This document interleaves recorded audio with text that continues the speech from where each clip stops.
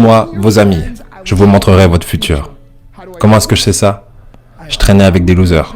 Dans cet épisode, l'ancien catcheur Marc Mero n'est pas là pour faire une démonstration de force. Non, il n'est pas là pour s'élever sur la troisième corde, prendre son temps de vous regarder droit dans les yeux avant de faire son coup de pied et vous écraser comme une merde sur le ring. Non, il n'est pas là pour ça. Il est simplement là pour vous raconter une histoire. Sortez les mouchoirs. Ma maman était à tous mes événements sportifs. Disons que je jouais au football, ok? Ma mère était sur la touche. Et si le jeu sur le terrain commençait à aller d'un côté, ma mère me criait dessus. Marc, bouge-toi, bouge-toi! J'étais là, oh mon Dieu. Et on se rassemble avec les autres gars de l'équipe et ils disent, Marc, est-ce que c'est ta mère? Je réponds, non, je l'ai jamais vue de ma vie. Le plus beau cadeau que ma mère m'a donné. Elle croyait en moi. J'ai fait des overdoses sous drogue à 3 occasions où j'aurais dû mourir. Mais je crois qu'on m'a gardé ici pour une raison.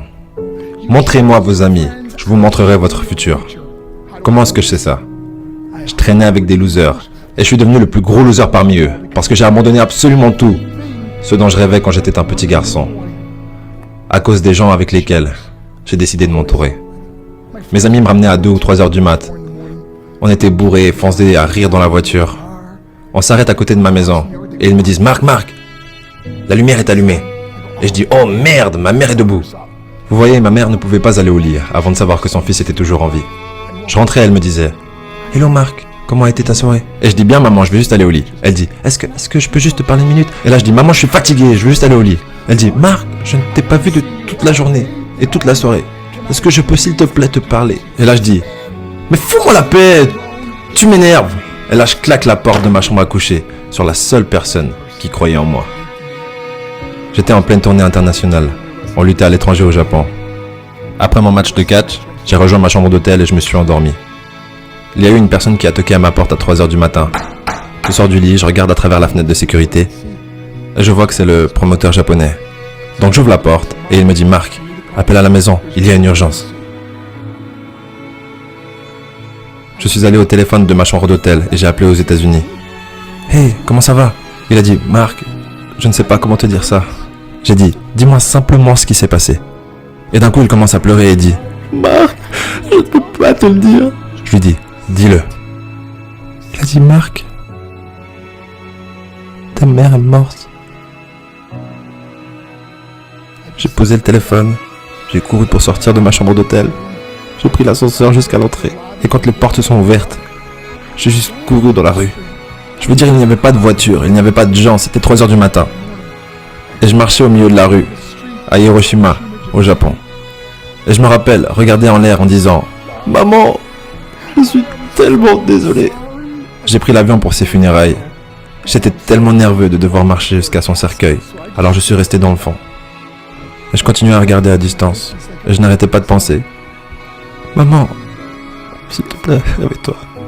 S'il te plaît, lève-toi. » Et j'ai finalement eu le courage de marcher jusqu'à elle. Et en me rapprochant, je peux voir ma mère pour la première fois. Je veux dire, elle était tellement belle. Elle était habillée en blanc. Elle ressemblait à un ange. Je me suis juste tenu en dessus d'elle. J'ai dit, maman, tu es mon héros. Tout ce que je suis, tout ce que j'espérais devenir, c'est grâce à toi. Tu m'as tellement aimé. Tu m'as donné une vie. Tu es la seule qui a cru en moi. Comment lui retourner tout ça? En me bourrant la gueule? En me défonçant? En devenant stupide? En sortant avec des losers? Pourquoi? La seule chose qu'elle voulait faire, c'était parler avec moi. J'aimerais tellement pouvoir te parler maintenant, maman. J'aimerais tellement que tu puisses voir ce que je fais. Pourquoi n'ai-je pas pu être un meilleur fils? Nous sommes définis par nos choix. Mais si vous vous entourez de gens qui prennent des drogues, de l'alcool et des pilules, c'est un chemin sans issue. Je ne suis pas ici pour vous faire la morale. Je suis ici pour vous dire que j'ai vécu cette vie. Et ça mène au cœur brisé, aux relations brisées, aux rêves brisés et à la mort.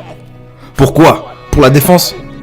Si vous avez un père ou une mère, quand vous rentrez à la maison, dites à maman que vous l'aimez. Vous voyez, toute ma vie a tourné autour de devenir riche et célèbre. Il fallait que je devienne un millionnaire. Il fallait que je gagne la course. Je devais gagner la course aux frais de mon mariage, de ma famille, de mes amis. Pourquoi? Pour être seul dans une pièce et apprendre ce qui est réellement important. Et ceci est à quel point précieux est ce cadeau qui est la vie et nos familles. Et à quelle vitesse cela peut nous être pris. Vous savez, je ne vis plus le temps. Je vis les moments. Vous savez, ce n'est pas ce que vous avez dans les poches qui compte. C'est ce qu'il y a dans votre cœur qui compte vraiment. L'amour. L'amour est juste un mot. Jusqu'à ce que quelqu'un vienne et lui donne du sens. Vous. Si vous ne savez pas où vous allez, ou que vous ne connaissez pas votre cible, vous n'y arriverez jamais. La vérité. Travaillez dur, dormez moins.